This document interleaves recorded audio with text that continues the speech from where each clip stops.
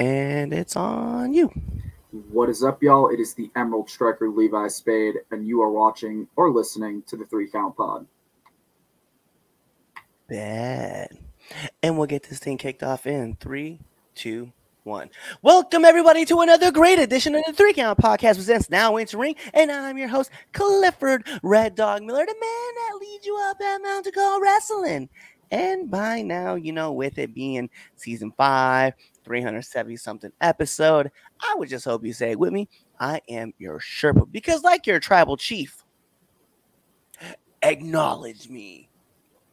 But like every good Sherpa, you gotta have someone who's been there, done that, and can do it more efficient. You can't. That's why it's never about me. It's about who's entering the ring. So who's entering the ring today? You can find this person at 3PW. You can find them at Supernova Wrestling. You can find them at CWC. You can find them at Limitless. You can find them at Let's Work.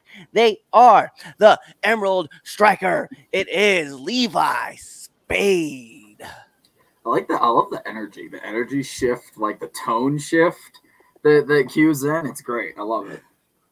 No, we sit back and it's funny because like I don't show it like on this part, but like right beforehand, I'm always like, yeah, man, we're gonna have a great show. It's low key, and then like the lights turn on. It's like, yo, here we go. It's like when you leave. It really is. You treat it like you leave the curtain, and then you just snap that energy on. Yeah, it is one of those things, man. So like we'll tell everybody.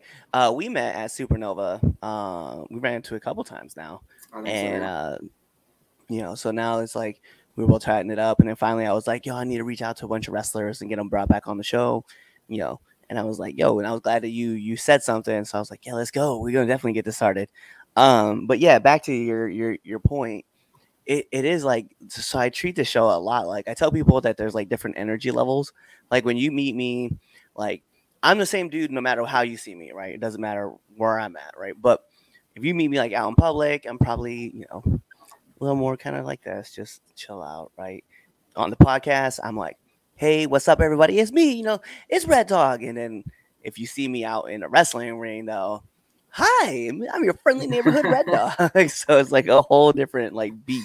And I was just like, I think about it living in the house. And I'm like, yeah, so, at first floor, we get to the attic and like nobody wants to be in the attic because when you think about like the hospital, everybody was like, the 6th floor or like the 5th floor, or like the crazy floor, right? So I'm like, yeah. That's where Red Dog lives, is in that 3rd floor. Just permanently. Yeah, he's permanently up there. But no, man. Like how you been, bro? I'm good. I've been living. I finished a cross-country move, so I actually am not in Maine anymore. I'm based out of Colorado now.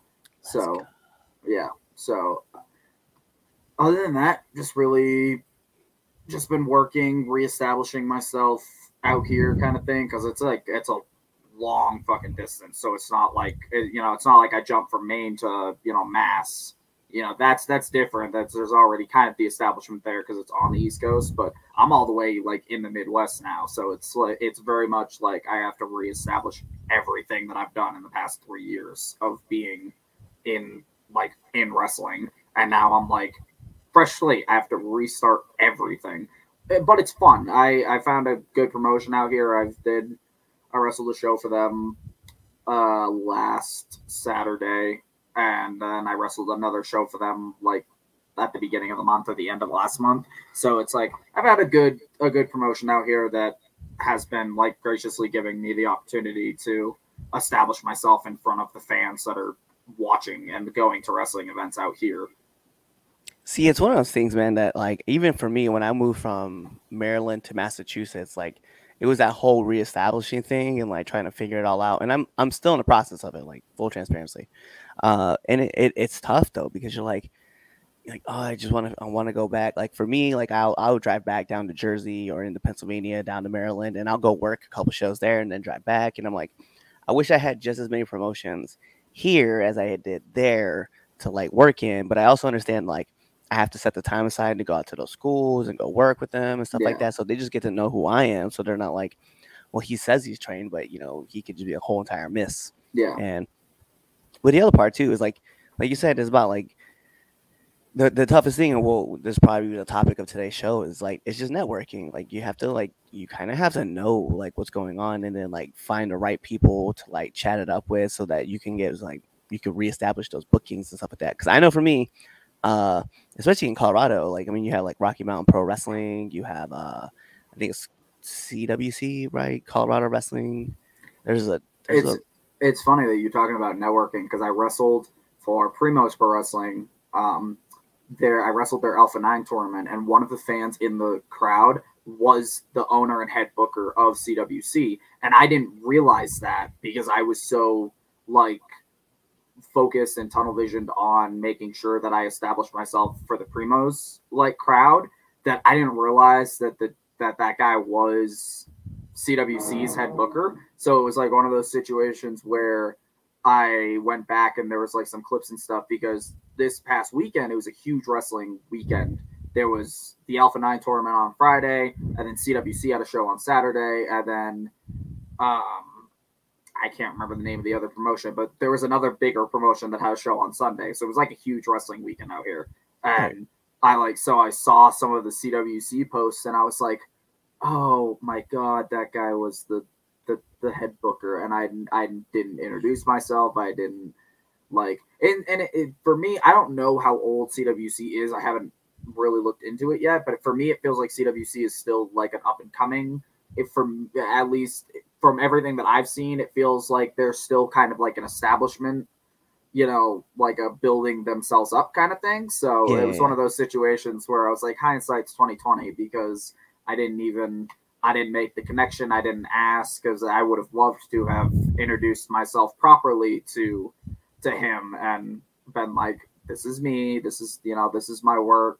I would love to, I'd love to come down and, wrestle your, get on the roster kind of thing. And so now I'm like, we have a show coming up this Sunday. So it's like, I kind of hope he's going to be there because now I know what he looks like. So I could be like, yeah.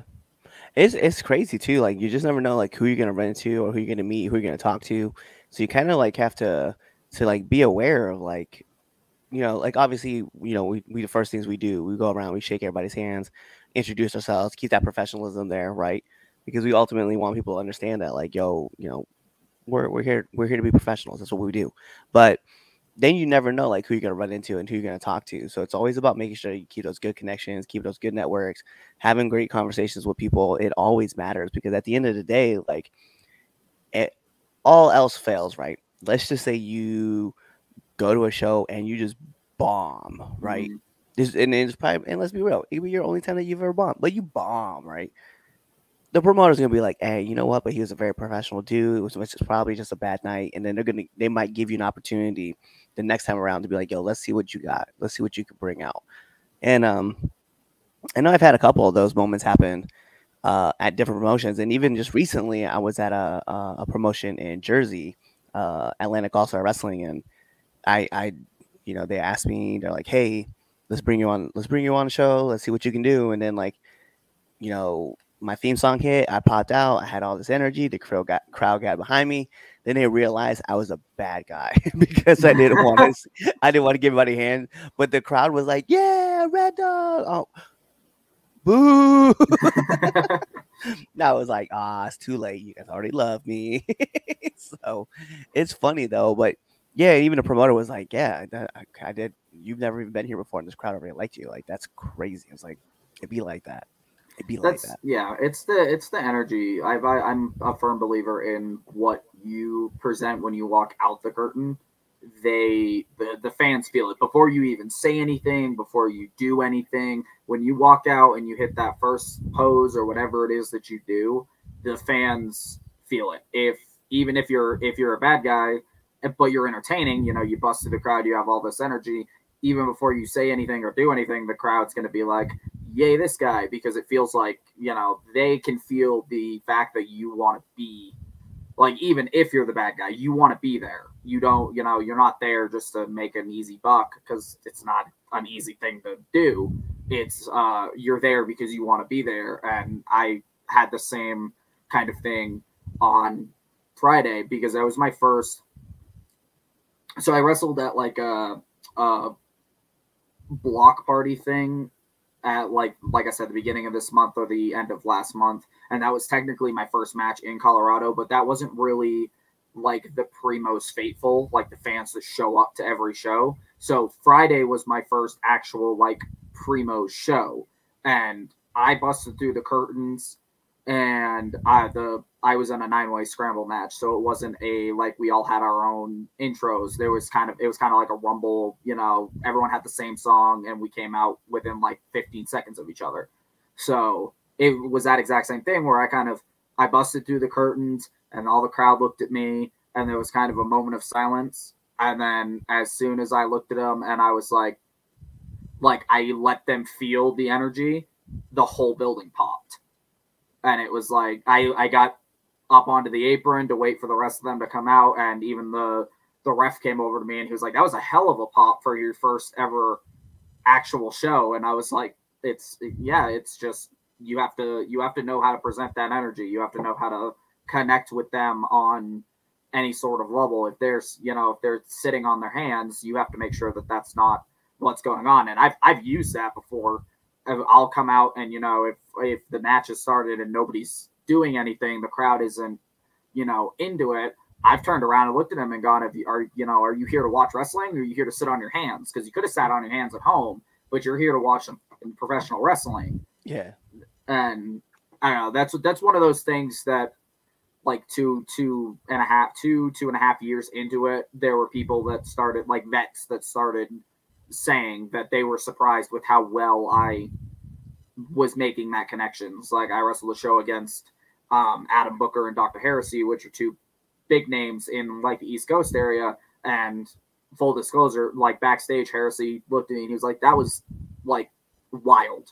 He was like, "The fact that you got them to hate us and to cheer you in like 2 sentences was wild." And it was just, it's because I bring that energy, and that's why I can play a heel, but I don't like to. I like to play the guy that doesn't have to sit there and get the fans to hate me. I like to play the guy that I can just be me when I come out of the curtain, and the fans are automatically like, "Go this guy."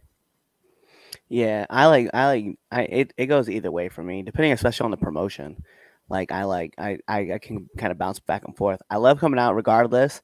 Like, and I've been like because like when I really wanted to pop through the curtains and get the crowd like all hyped up, I was like, "Yo, let's go!" Right? But recently, I've been just being like, "Hey, yo!" and like the crowd just like, "Yeah." But when I'm at like other promotions and I got to play the heel, I like going out and just being like,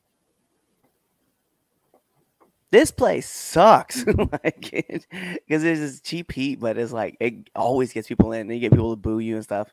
And I remember like even like I was saying, like when I was debuting at AAW, there was a kid in the crowd and he was just staring at me. But there's another dude wearing a Dallas Mavericks jersey, and I was like, "Bro, go away! Nobody wants you here." I was like, "This guy isn't a Nets fan," and this kid goes, "You suck." I was like, "You're adopted," and yo, he just stared at me like, "Whoa!" I was like, "Yeah," and then like his mom was like sitting behind him like take pictures, and I was like, "Yo, there's a weird lady taking pictures of you behind you." He turned around, he was like, "That's my mom." I was like, "That's your mom?" I was like, "You're his mom?" And she was like, "Yeah." I was like, "He looks nothing like you." It's like he doesn't wear glasses. So like it was just something dumb, but like regardless, that kid like ended up remembering who I was, because when I popped back out, I like sat in the mat and I just sat right in front of him, and I was like, "Yo, we just gonna keep making awkward eye exchanges, or are you gonna actually talk to me?" And he wouldn't talk to me, so I was like, "Listen, bro." I was like, "Are you gonna try to insult me this time, or are you just not gonna say anything?" And he was like, "I'm not gonna say anything to you." He's like, "I don't like you." I was like, "That's crazy, because all the freckles on your face make constellations, and I bet I could connect them and make a few of them." And he was just, he was just like, "I hate this guy." He's like, "You can't spell." I was like, "You can't spell the word on your shirt, bro." And he was like, we were just going back and forth, and I was like, and then finally, like his parents were like, "Yeah, I kind of like this guy," and he was like, "Can I buy his picture?" Yeah, I was like, we just having too much fun with it. But yeah, no. But I've also had moments where like I was working a match, right? And I like doing a spot where like I'll get choked like on the rope, and I'll look for like a random kid, and I like reach out and I'll be like, "Tag me in, tag me in." And so I had this little girl, she just she just stared at me, eyes wide open, like just huge. And we're at intermission, and this little girl like runs to me, and she like gives you this big hug, and just starts crying instantly, right? And like full, and, I'm a dad, right? So full transfer, like character mode shuts off, dad mode takes over, and I'm like, yo, what's going on? Is everything okay? Like, where's your parents at? Like, what's happening? Like, I'm like asking all these questions, and then her dad walks up and goes, I have never seen her walk up to a stranger and give him a hug ever. And I was like, oh, we're fine. And I was like, no. I was like, we totally beat that person up, right? And she was like, I was so scared. That guy was so big. He was beating you up, and I wanted to help. Full blown tears in this whole conversation. I was like, oh, I won with the face side too. It's those connections. During my last match in Maine, it was a loser leaves town match, and I lost, of course, because I was moving out here. But it was a loser leaves town match, and I'm like, it just finished, and we were the match right before intermission. So our match finished. We had my big send off. I was backstage, and I was taking my gear off. I had busted up my hip. I've been having a lot of hip issues, so I'm taking time. I've been taking time to recover too. So like my hip hurts, and I'm sitting back there, and all of a sudden, like one of my trainers comes out back, and he goes, "You have to come out to the floor." And I literally, like, I have my fucking shorts off, like I'm in my underwear, and he's like, "You have to come out to the floor." And I was like, can I finish changing? He's like, no, put your shorts back on and come out to the floor. And I was like, okay, let me finish changing. Or I was like, okay, let me put my shorts back on, retie them up so they don't fall off.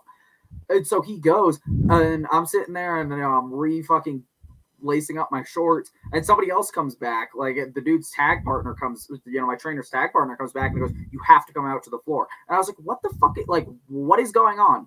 I was like, why? Because I'm never asked. It was a steel cage match for the main event, so I figured it was like, you have to come out to the floor because you know what you're doing to like get the cage up. And I was like, I just finished my match. I should not be going out to the floor immediately.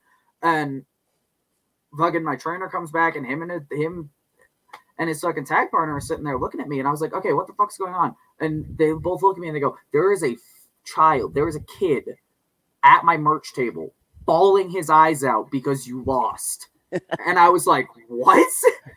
Now, granted, this was a Let's Wrestle show. We're the heels. I'm used to being the heels. We were the heel tag team, and then the heel unit all the way until I turned. So this was the one and only Let's show that like I've ever worked as a baby. So I'm like, what? It's like such a surreal thing. And sure as shit, I walked out and he was bawling because I lost. Like that, because that's how much of a connection I made in just the short little 10-minute match we had. And so I signed his shirt, and I like gave him a hug, and I was like, it's good. I'll be back at some point. And I had that, it was that same thought where I was like, I won. Like I lost, but I won. I have a fan for life. Like, yeah. No, it's crazy though, like, because when you make those connections and stuff like that with fans, and then like you leave, you see them like follow you too. They like want to follow like what you're doing and where you're going, and where you're working at next. And it's cool to be able to connect with fans. And like I see people all the time, like now drop in, and they'll see like I put a post up, or it'll be like, yo, I'll probably be here at this location. You should come out. And I'm like, can I come see you? And I'm like, yeah, like I'm here. So I've had fans that would drove like 4 hours to come watch me from like Pennsylvania down to like Virginia, right? It was crazy. And then like next time I saw them, they went from like the middle of like PA down to like it was like Western Maryland to come say what's up. And I was like, dude, I was like, okay, you really want to travel? You really want to come check it out and hang out with me? Like, all right, cool, yeah. I'll be, and I just started dropping like everywhere I was gonna be, so then people would just kind of like come check me out and stuff. I was like, yo, this is pretty fun. I was like, all right, we got a little following, the Red Dog Nation out there. Yeah. We're doing our thing.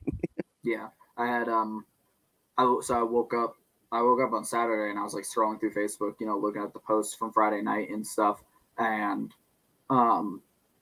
there was one fan that posted like a comment on one of the posts about the show, and it was like, like this was good, this was good, this was good, and then at like the second to last line, it was like, and who the fuck is that Levi guy? Because Colorado needs way more of him.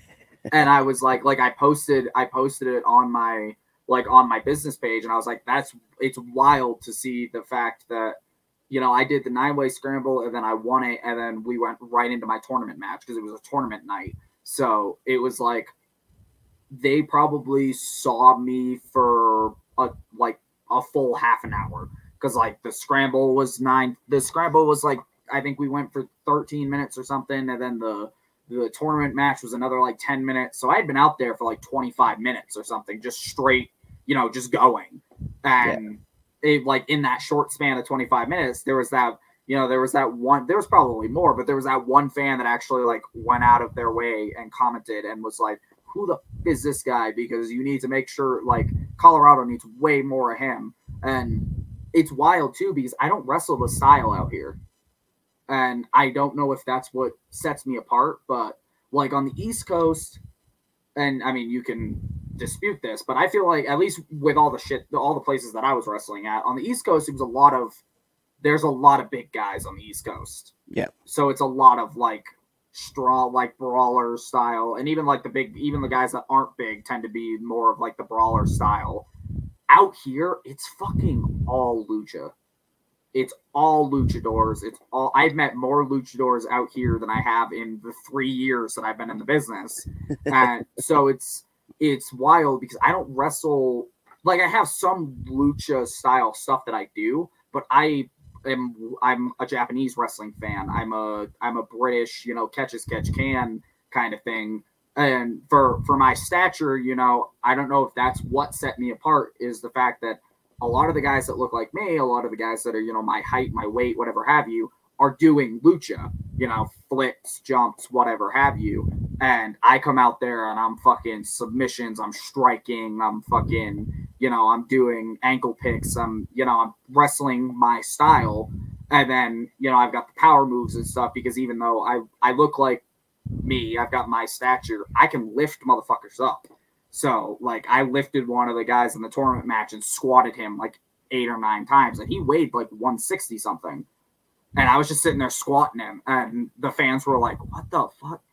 Because it's like, it's not something they see unless it's one of the, it's one of the few guys out here that are 6'8" and a former football player, and they're jacked to hell. But with me, you don't expect me out there throwing people in suplexes or picking people up and dropping them, or the striking or the submission game. That's not. And my trainer I talked to the guy that runs the training school out here and told him, I was like, I'm not a lucha. Like, I've got some stuff, but I was like, I don't do flips and everything, because my philosophy has always been, I know what I can do, and I know what my body and my mind will let me do. And I would much rather figure out how to wrestle a style and entertain the people and wrestle a style that I can wrestle than, try and do one fucking swanton at, like, I don't even swanton. And it's like, it's because I'd rather wrestle my style than do one fucking swanton and over rotate and break my neck. Right. And possibly never be able to wrestle again. So Japanese wrestling and, UK stuff, and that became my style. And it's for the sole purpose that I know I can't do flips and all that kind of stuff. I can't backflip. I can't do that. So when I told him that, he was like, okay, what do you do? And I was like, it's a lot of like strong style and submissions and chaining and stuff like that. And he's like, the crowd's gonna fucking love you. He's like, that stuff out here gets over. It's not just lucha. It's that kind of wrestling too, which is wild, because back on the East Coast, that's part of the reason why I was always a heel, because that's not the style that the East Coast responds to. That's not the thing that the East Coast wants to see a guy my size do. They want to see the flips and everything when you're my size.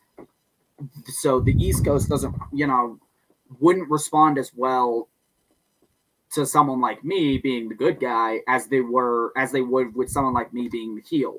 Because wrestling my style as the heel, it's easy. You limb target, you be a dick. That's what you do. But then I came out here, and it's like, well, I left Maine as a baby, so I've got fans online that are from that area that are like, good luck, like, we're watching you, we're supporting you, whatever have you. And then I come out here, and I'm like, I'm gonna get booked as a heel, because that's what I'm so used to. And as soon as I told him the kind of stuff that I do, and he saw some of my online stuff and kind of could see the way that I could move in training and stuff, he was like, the crowd's gonna love you. He was like, you are 100% gonna be over, because they like that kind of wrestling out here. And I didn't know that when I moved out here. I just moved out here and was like, whatever it is, I'm adaptable. So I was like, whatever it is, whatever the style is out here, whatever I have to, endure, I'm going to get back into wrestling once I'm out here and settled. And then I got back into it. And it just so happens that I think out here was the best decision I could have made, in the sense of the way that I wrestle and the connection that I can make. That's like, I think the Midwest is ironically the best decision I could have made, moving out here to try and get further along in my career, because it seems like they love me out here and they haven't even really seen me yet. Like, I wrestled the one-on-one at the block party, but that was a super easy match. That wasn't anything, that wasn't anything big. That was a lot of crowd work, because that's what you do at shows, outside shows like that. And then I wrestled the 9-way scramble that there's 8 other people doing stuff. So, there wasn't really anything for me to do. And then I wrestled in the tournament, which was still a 3-man, that was still a 3-way. So it was still, one of those situations where you had to split, timing wise and everything. So I still haven't even really wrestled like a one-on-one thing out here. And there's already fans being like, that guy needs to come back. Like, that's the dude that needs to be here. And it's wild to see and be like, like, I didn't even do anything. Like, I had such an easy night, and y'all are already like, that guy needs to come back. It's like, I haven't even shown you anything yet. I think that's the best thing, is that when you've mentioned, like, you're malleable, so like you can kind of like form out and just kind of like get used to what everybody else is doing. But one thing that you kind of said is that you like to stick to your roots, and by doing that, it kind of establishes you like, hey, like, I will do whatever I need to do to get you in the right positions to help get you looking good. But in the same token, like, I'm not gonna go out of my way to be like, yo, let me hit this Rana on you really quick while I even though I've never done it before. Mm-hmm. I think it's important, and I think that's what's funny, is that like different regions look for different things. And I know this because, like, down like towards like the Tennessee kind of area, they like the big characters, right? Like, just fun playing. The DMV is more of it's depending on where you're at in a region, they do like a lot of people who talk a lot of trash and interact with the crowd. You get up towards like Massachusetts and in the New England area, you see a lot of people with like heavy hitting, strong style, as we like to put it, and a lot of catch wrestling. And then you do have the fans who love watching, and like we could look at like Miracle Generation, right, for a perfect example. Like, they are very entertaining. They're very good at their job, right? They're very good wrestlers. And Dustin is clearly the high flyer, and Kylon is clearly the strong man. But like, they work together, and then you can see that the crowd gets both sides of whatever they're doing. And it's like how you just mentioned that, like, now you're down there, the crowd isn't really used to just seeing someone who's just like, I'm going to be a powerhouse, I'm going to be a strong style, this is what I do, this is why I'm going to hit you. I know you're going to want to do stuff off the top. Cool. But we're going to keep it. We'll do what you can do. We'll do what I can do, and we'll mesh them together. And I think that's what ultimately like makes good matches, is people who are willing to work with each other. And then two, the biggest factor is that styles always make matches. It's funny because I wrestled in the scramble. One of the guys, his name is Dragon King, and he's from I want to say Puerto Rico, but I may be wrong. But it was down to me and him at the end, and so we were like talking about it and stuff, and he was he was one of those situations where he was like, I'll leave you with a line, and then you go to the corner and I'll do this, and like he called it something, I can't remember what, but he called it something, and I kind of went, what is that? And then he explained it, and I was like, oh, okay. Like it was, he gave me like, 2 sentences on what it actually was, and I was like, okay, cool. And I think there was kind of like a moment of surprise where he kind of was like, he tried to explain it again almost. And I think it was kind of that moment of surprise where he was like you like, I'm gonna go up, and I was like, yeah. I was like, okay. I was like, I'm good. And then he was like, and then I'll suplex. I do like a suplex backbreaker thing, and I was like, okay. Like, he didn't even need to explain it. He was just like, I do a suplex backbreaker. I was like, okay. Like I knew. I hadn't even really seen any of his other stuff, but I could tell. Like, it was that feeling that I was like, yeah, we'll be fine. I was like he's not gonna break, drop me on my neck and break it on the backbreaker thing. I was just like, okay. It was just the one thing that he kind of was like, I do this in the corner, and I was like, what is that? And he gave me the one sentence, and I was like, okay, cool. And then there was kind of that, there was that like moment of surprise where he was like this, like you understand like what I'm saying? And I was like, yeah. Yep. I was like, I'm good. I was like, as long as you're good, I'm good. We're like, yo, entiendo. Yeah, I was like, I'm good. Bruh. All right, well, let me ask this question really quick, because we've been chopping it up and we haven't even gotten to like talking about you. But who is Levi Spade? Oh, depends on what. For me, that question depends on what version you want. As the heel, I was in a lot of promotions. I was made to look like the kind of, the fool heel. When I started establishing myself, like when the team started establishing us, I kind of became the I'm smarter, I know the rules, and I know how to hurt you heel. And I was also a dick. I mean, I can be a dick, and it was just kind of, but I'm not a dick to people that I like. Like, I'm not a dick unless you disrespect me, I don't disrespect you. Yeah. So as a heel, Levi Spade was that version of me just all the time, instead of only being if you disrespect me. As a baby, as like just me, it really is. I am one of those people that I could never, I've said it before, I could never figure out like a gimmick. I could never figure out something that fit me. And I think it also just has to do with the kind of wrestling that I watch and that I like. It's always, it's you just turned up.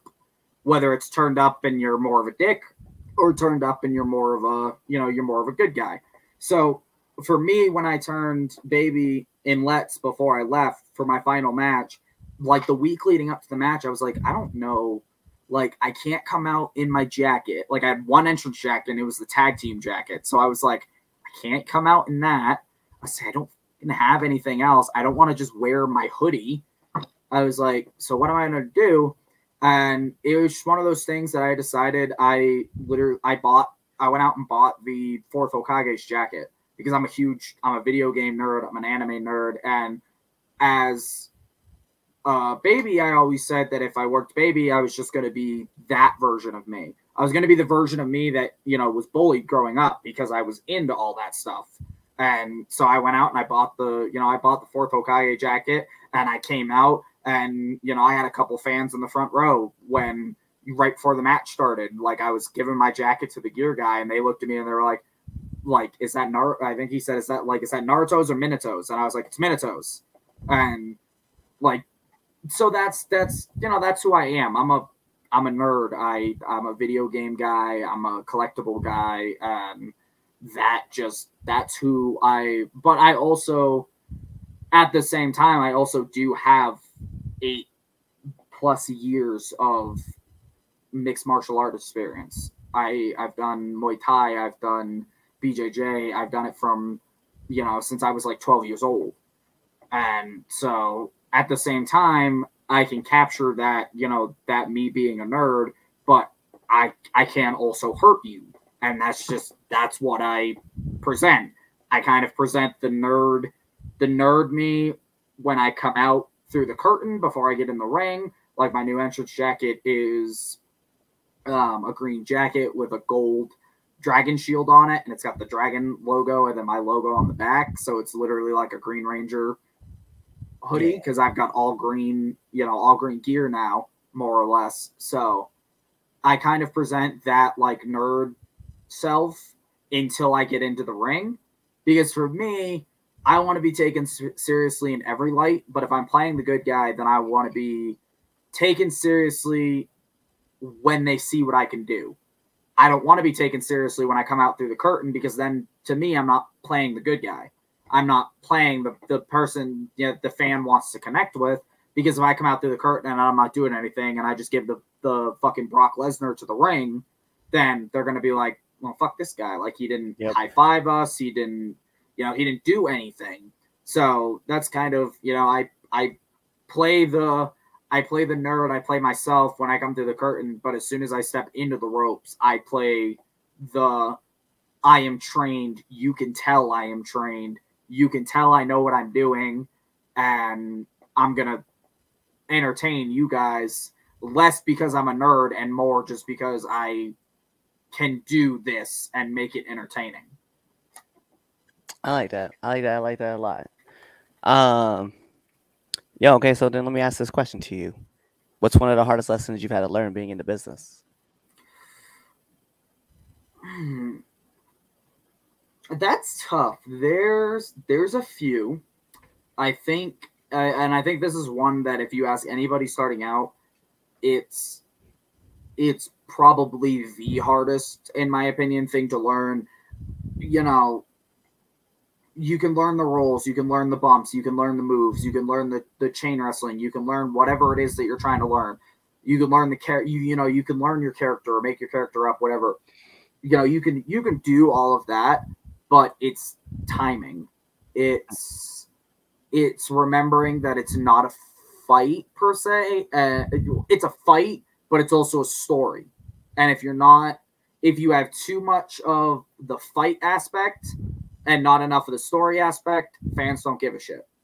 If you have too much of the story aspect and not enough of the combat, the sportsmanship aspect, fans don't give a shit.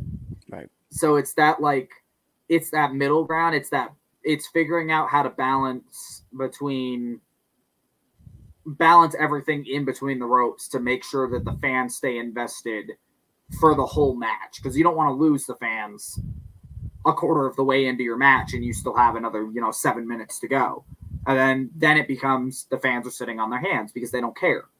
Yep. And so I feel like that's probably the hardest thing. If you really ask anybody, that's like the one thing that it takes forever to learn how to do, because even like when you think you've got it down, the very next match you go out and the fans are sitting on their hands for 5 minutes of it, and then you go backstage and you're like what the fuck? And then somebody that's 15 years, 20 years, 12 years into the business, and you're like, a lot of the times it was our trainer. It was one of my trainers for me, that it would be like after the loser leaves town match, one of my trainers, like at the end of the night, we were talking about the match, and he even said, he was like, you guys, you had the crowd invested because of the story, but when it came like to the actual wrestling bit, they like, at least in the beginning and during the heat, they were there, but they weren't there like you would want for a match that's that big. Yeah. And it's because we followed up Lucas Chase and Sammy Diaz. Like, that was the match right before us, and we started our match going back and forth because we had been a tag team for so long. Like, that's the thing that we were told to do. I threw something, he caught it, he threw something, I caught it, etc., etc.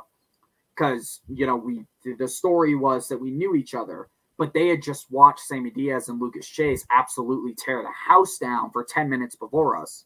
So that was one of those situations where me and Dylan, we went backstage and we were like, that was good. Like, that was awesome. We had fun.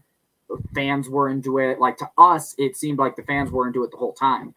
But then our trainer that situation where our trainer pulled us aside and was like, the fans were there, but they weren't as there as you could have had them, because you guys did the back and forth bit. He was like, if you guys did something that ended up, with me taking control of Dylan on the outside, and you get the fans to chop him or hit him or whatever, like one of those fan interaction things, he's like, that would have gotten the fans, that would have been the piece of resistance that had the fans there forever, because we had just, we were trying to follow up somebody like Sammy Diaz and Lucas Chase, who were just back and forth and back and forth and back and forth without any sign of slowing down. And that's not how we did, that's not how we did our match. We did our match, the strong style, the beating the crap out of each other kind of thing. And that's, the fans had just seen that. So since we tried to emulate that, they kind of were lost in the beginning. Like, we just saw, 12 minutes of this. Like, we don't want to see more of this. Right. And that is, I took away that lesson my very last match, and my trainer still gave me something to, walk away with. And that's you have to pay attention to who's before you and who's after you. And you have to figure out how to be different, because we didn't pay attention to the fact that Sammy Diaz and Chase were before us. And if we did, we probably would have changed the opening. But since we were focused on making sure we didn't, absolutely bomb my last match, we didn't realize who was coming before us. And if we did, then it would have been a situation where we would have changed the beginning. It would have been something different, for the reason that the fans weren't going to want to react to something like that for another 8 minutes until, we got to the end. So I think that's one of the hardest things in general. I think one of the other hardest things is just learning to work. Yeah. Being able to talk to each other without talking to each other, or talk to each other in a way that the fans don't realize they're talking to each other. Because I feel like the fans are forgotten by a lot of up and coming people once the bell rings. Like, I feel like a lot of people forget that they exist. And I was 100% guilty of this. I was 100% guilty of not interacting with them enough until I figured out where to take my opportunity to interact with them. And I was 100% guilty of, I never talked in the ring. And no matter how much I was told, I couldn't get it through my head. And then I fractured my ankle. I was out for 4 months. Or 2 months. I don't remember exactly how long, but basically, I don't know what I did to my brain, like, when I was recovering, but when I came back to training, I was talking perfectly, like under my breath or blocking it or whatever have you, to the point where, the trainers weren't even realizing that I was doing it half the time. And I don't know what happened, but I had to take almost 2 months away from the ring and then come back, and it was like, I know how to do that. And like, I had that situation Friday because the scramble match was 9 people, so that's a lot to try and figure out.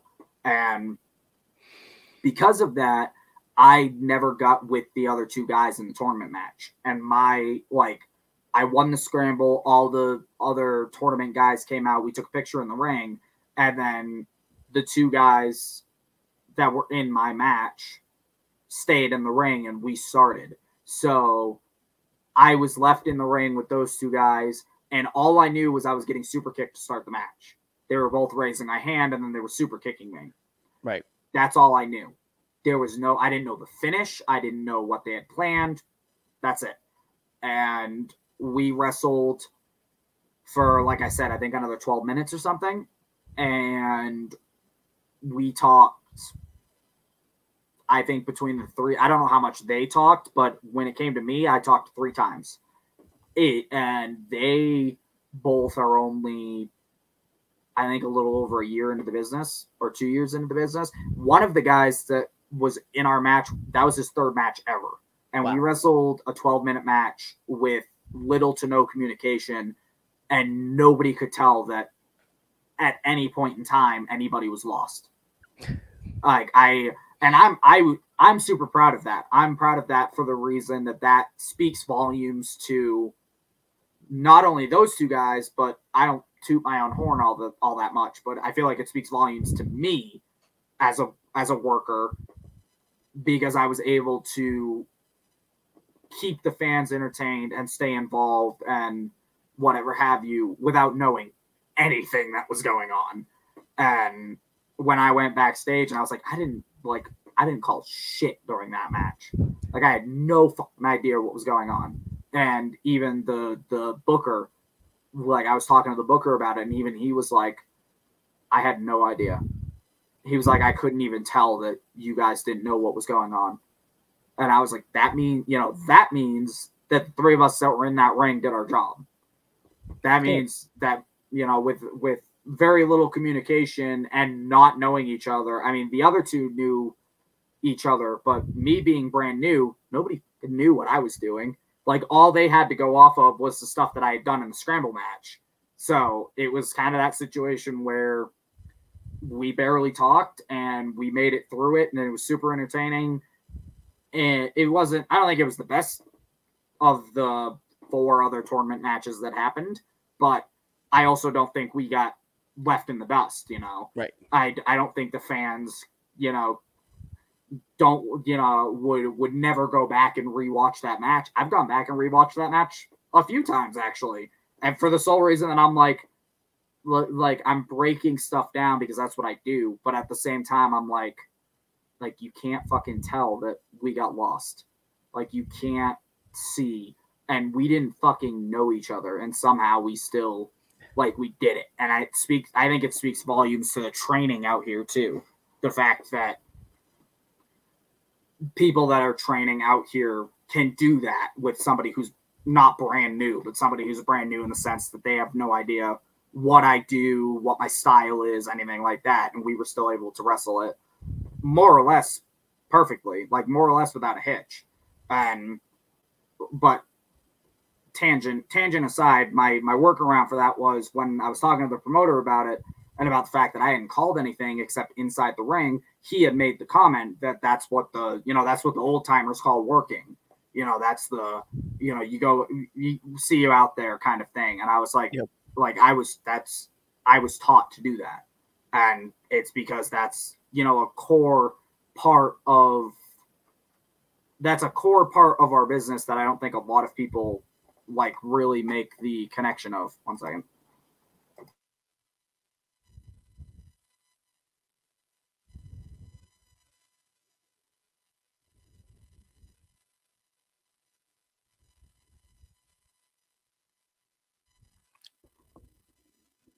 Anyway, that was the tangent. The tangent aside was the fact that I kind of was like, that's because that was a big thing that we learned to do at the dojo, and it's because it's a very inaugural part of our business that I don't think it's one of those things that it's like you can learn everything else, but if you don't know how to do that, even to the minuscule bit where the fans don't catch you being able to do catch you doing it, it kind of ruins that can ruin a match, in my opinion. Right. If I'm a fan, if I think back to when I'm a fan and I'm sitting there and everybody talks about the fact that Cena used to do this a lot. You're a fan sitting there and you hear you hear John Cena, Blue Thunder Bomb, 5-knuckle shuffle or whatever, whatever he says. You're sitting there and you're like, well, okay, I know what's going to happen. The point is to be able to entertain and work your stuff safely, but also keep them on their toes.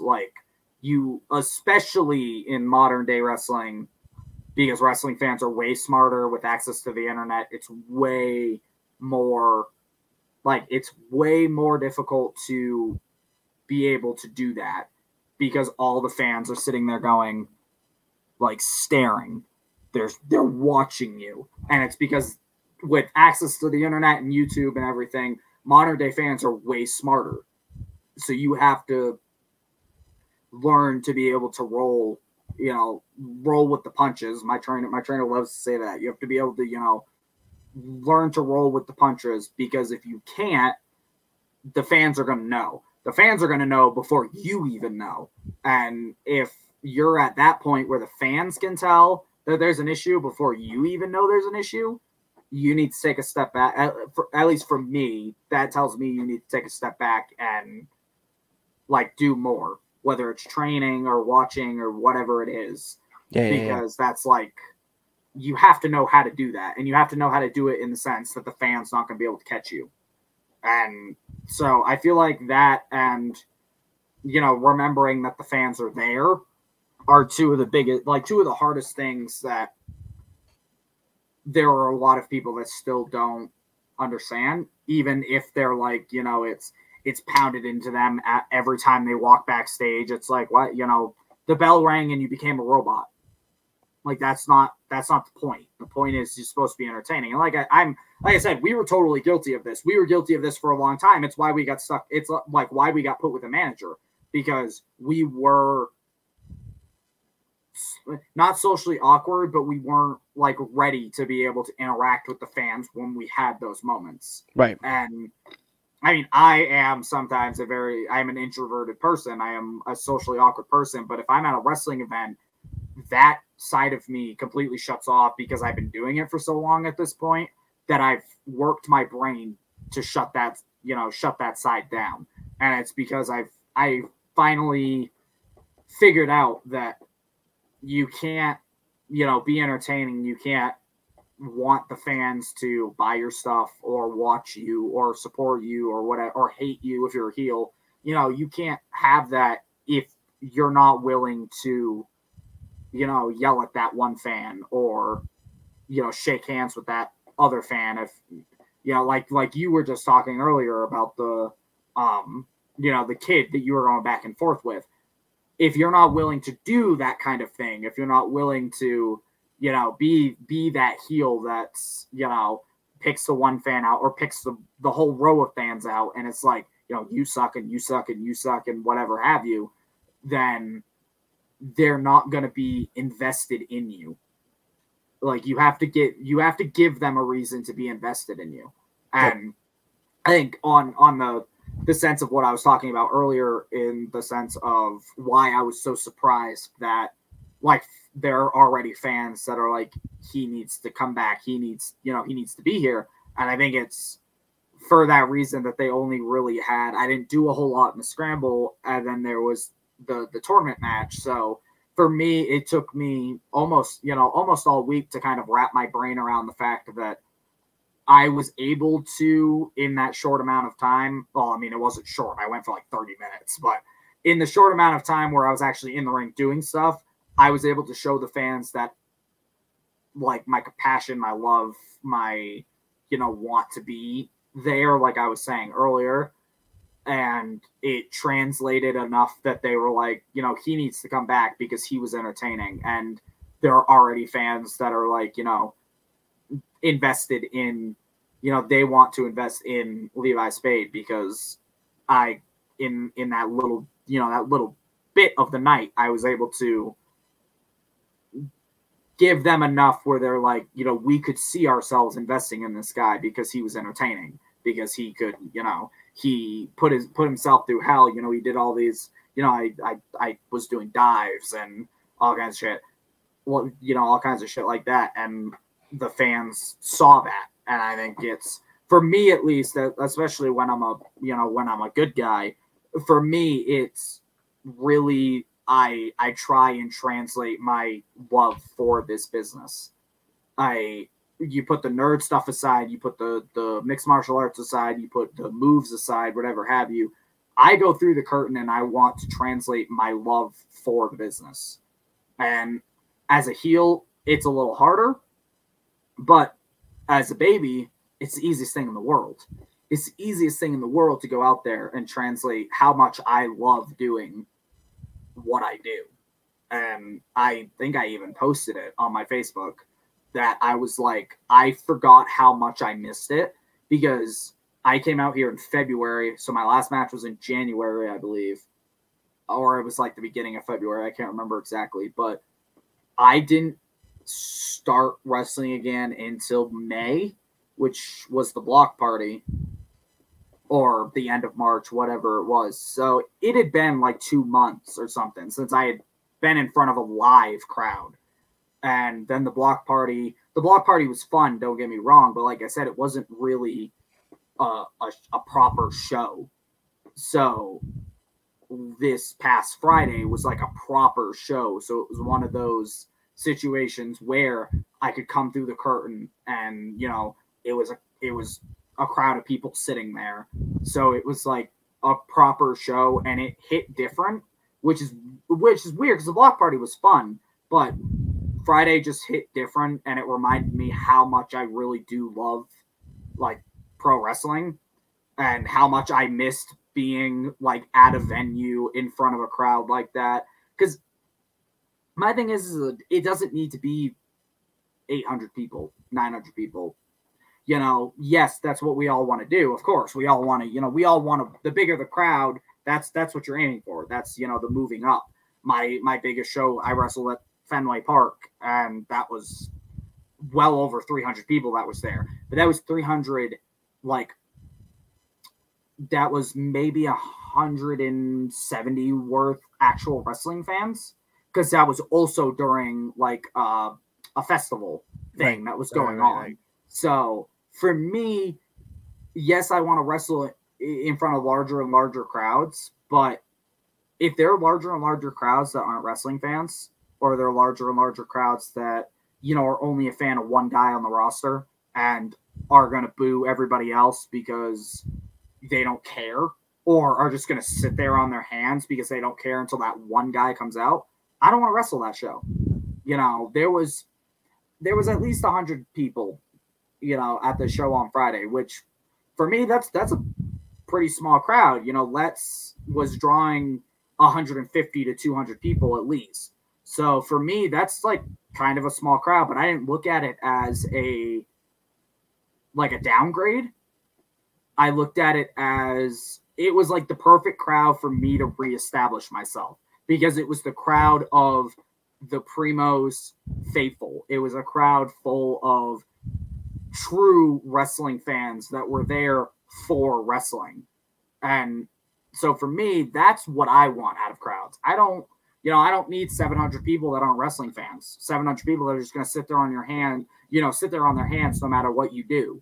You know, you could jump off of a fucking 50-foot ladder onto a pile of 20 guys and you'll get 2 claps.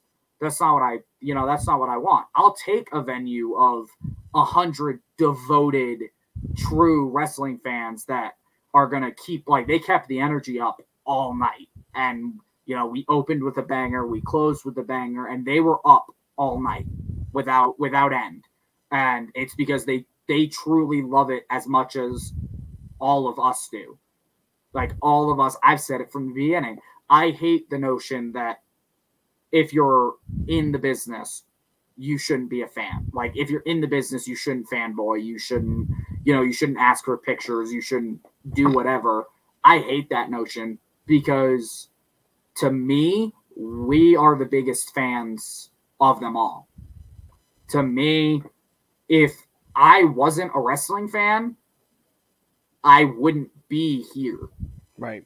We were all fans to begin with, so I hate the old school notion of, if you're a fan, you shouldn't do this or you shouldn't do that. Like, I had a seminar with Lindsay Dorado, and he even said that. He even was like, you know, take pictures, get autographs, talk to whoever it is before you can.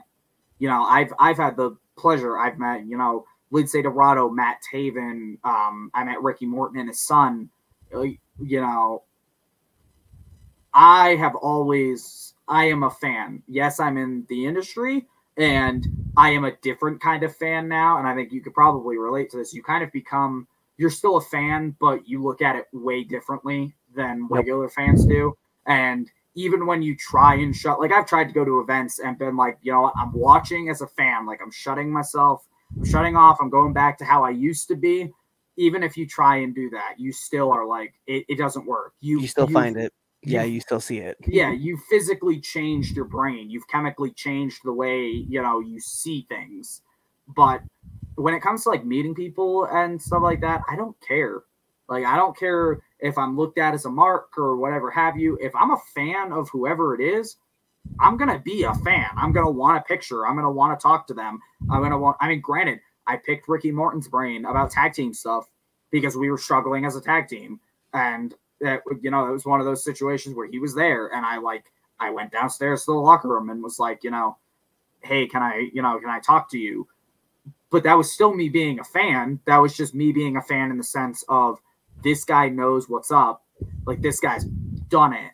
So let me also get the information that's going to help me be better. And like, Anthony Henry is one of my biggest, inspirations. And there was a pro wrestling grind show that I went to one time, and he was there. And during intermission, he was out on the floor, and he was kind of tucked in the corner, and I literally walked over. And I'm a fan of Anthony Henry, but that was a situation where I was a fan, and I was like, you did great tonight. It was fucking awesome. Can I pick your brain for a second? Can you give me some advice on how to wrestle the way you do? Because his style is the style that, I wrestle. The Bryan Danielson, the Ilya Dragunov, the Ricky Steamboats, that kind of style. So that was one of those situations where I was like, holy shit, like, this guy's fucking awesome, and I love him as a performer, but also this is an opportunity for me to learn and be better. So hopefully one day I can be the one, maybe not tucked in the corner, but, I could be the one standing at a merch table, and there's a 18, 19, 17, whatever year-old kid that walks up, that just started training and wants advice. And I've been lucky that I've had that opportunity as of late. Because I go to training on Mondays, and for Mondays are beginner classes at the butcher shop. So I've been lucky enough to have the opportunity to kind of be that lately, because there's been an influx of new, because it's summertime, and that always seems to be when there's a huge influx of new people trying to learn the business. So I've had that opportunity lately to be like, to give them the advice that I wish somebody had given me. And I tell them that all the time. Like, I'm not trying to tell you this is how you're supposed to do it. I'm not trying to tell you this is how, this is the best way to do it. I'm trying to give you the advice and the things that I wish people had given to me when I started, because I was just thrown to the wolves when I started. And, super fan John Austin, who I wrestled a lot in Let's, but I was there when him and his wife started at the dojo, and he was kind of the first one that I kind of was like, this isn't the best way to do it. This isn't the perfect way to do it, but this is the stuff that I wish somebody had told me when I started, because I feel like I would be in a way, I'd be in a better place now if I had all this advice that I've been giving the newer people coming in when I first came in. But instead, I mean, my first three training sessions were with Ace Romero. So I was literally thrown to the wolves with maybe 3 months worth of experience prior under Adam Booker. I was thrown right into Ace Romero, right into, TNA star, AEW, he's been on AEW. Like, I was thrown right into that as my trainer. So I had to learn how to buck up or fuck off, basically, very quickly. And I feel like that's why the 2 months away, and then I came back and I got better. And I think it's because I was going, because I thought that was the way to do it. I thought that was how you trained. And I think the 2 months away kind of taught my brain that that's not how to do it. Like, if you're feeling burnt out, you have to step away. Because if you're feeling burnt out, you're not going to get any better. You're just going to get worse, because you're not going to be at your, at your best when you need to be at your best. No doubt, man. No, that's a lot of great information that you just handed out. So I hope you all were taking notes, because that's definitely gonna be important. But we're going to jump into the best part of the 3 Count Podcast. It is the 3 Count Podcast, 10 count questions. And Mr. Spade, this is how it works. I'm going to fire off 10 questions at you rapid fast. And whatever your answer is, that's your answer. Okay. So we're going to put on an imaginary timer for added pressure. Bing. And in the words of my favorite commentator, Mike Goldberg, here we go. SmackDown or Raw? Raw. Favorite cartoon? Weird answer, but Courage Cowardly Dog. Let's go. Marvel or DC? DC for comics, Marvel for movies. Favorite TV show? Doctor Who. Waffles or pancakes? Pancakes. Favorite movie?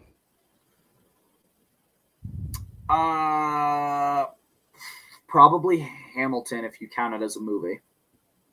I think not? that's either that or The Greatest Showman. Those are two kind of musical style movies that I always find myself like I'm gonna watch The Greatest Showman or like I'm gonna watch Hamilton, and it's just because their soundtracks are fucking amazing. I'm a huge music guy, so it's like the soundtracks are fucking awesome. Apple or Android? Android. All right. I use Android phones, but I say because like MacBooks are the best thing for workflow wise. So yeah. I'd say Apple if you have the money to buy a workflow Apple, but I have an Android phone, so I can't really not say Android. Favorite podcast? Distractible. I like it.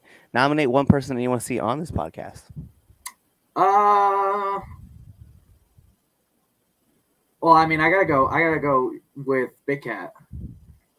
Either Big Cat or Nix. I mean, both Dylan and Big Cat were kind of jealous that I got on here, and I was like, hey, I just pay attention, all right. I was like, I saw it. Oh yeah, and those two definitely know. I'm always like talking about the podcast, so it's not like Big Cat doesn't know that I want to bring him on the show anyway. we've already talked about that a couple different times. Last but not least, my favorite question as every single person that comes on this show. Favorite curse word? Probably fuck. It's got to be. It has to be. Like that's the best curse word. I mean, there's probably a few others, but I'm pretty sure I can't say them. But I feel like fuck's just the one I use the most. So same here. I think I use that word everywhere and substitute it anywhere that I can. But so that's all the questions I do have for you. So the last thing I need for you to do is let our listeners and our viewers know where they can find you. You can find me on Facebook, Instagram, and Twitter, all at Levi Spade 1. All at Levi Spade 1. I just recently changed my Instagram handle because it used to be like Levi_Spade_, but I use Levi Spade 1 on everything else, so I finally got around to changing it. So everything across the board, Levi Spade 1. I don't really use Twitter anymore. I literally deleted it. I got so sick of it. But I do still have an account on there, and I might re-download it here in the future. But it's all Levi Spade 1. You can find me at brainbustertees.com/wrestler/Levi Spade. That's where my merch is. I got some new merch designs floating around in this crazy head of mine, so hopefully I'll have some new merch coming out. And then you can find me Primos Pro Wrestling, PRIMOS. I will be at the show this Sunday. It's Marlon Bishop's Chopping Block 3. I'm not actually booked, but there is an open challenge going on. So, I might just book myself. But either way, you can check out all of Primo's. I always promote Primo's stuff. Check out all of Primo's stuff because that's where you're going to be able to find me the most with all my wrestling stuff out here in Colorado. Also, every Friday, right? Actually, you're just recording. You're not live streaming, right? No, not today. I apologize. Every Friday on youtube.com/Tyler Adams, we have picked back up the Per Sessions podcast, which is now it's me, Dylan Nix, Big Hat Tyler Adams, and Samuel Matthews. We talk all things wrestling for the week. We watch botches. We just shoot the shit, that kind of thing. So I wanted to make sure I plugged them on here too. Hell yeah. Per Sessions, it's live on Big Cat's channel. You can also watch the playbacks because he uploads all the playbacks. So you should come on as a special guest because we've been doing special guests lately. So Like we've been doing like 20, 25-minute time blocks where you hop on, we shoot the shit with you, and then but yeah, I wanted to make sure that I plugged that in because they'd probably kill me if I didn't. So per sessions, I believe he started a Facebook page as well, which I believe is just facebook.com/per sessions, where he'll post like the stream links and stuff. But it's every Friday at 9 p.m. Eastern Standard. So that is 7 p.m. Mountain Standard. Yeah. Yep. I had to do the conversion when you were like, yeah, let's do 8 p.m. Eastern Standard. I was like, so that's 6 for me.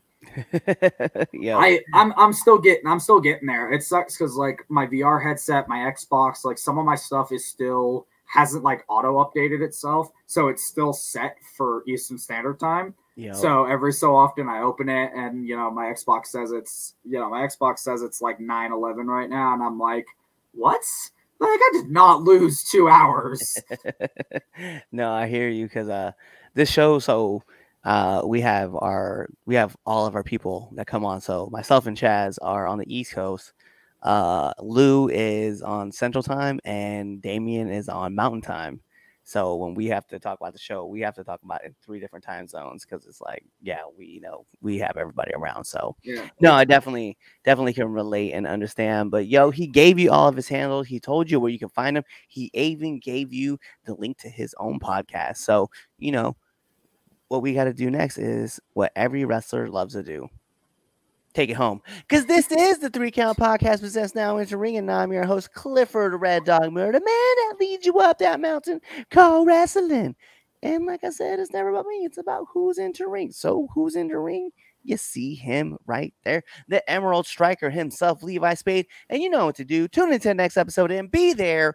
Or you're legitimately follow us on all of our social media platforms. Just subscribe to our YouTube channel. You're following us on Spotify, checking us out on Apple Podcasts, Amazon Podcasts, or even that dumb thing that has the stupid jingle that goes iHeartRadio, or however it goes.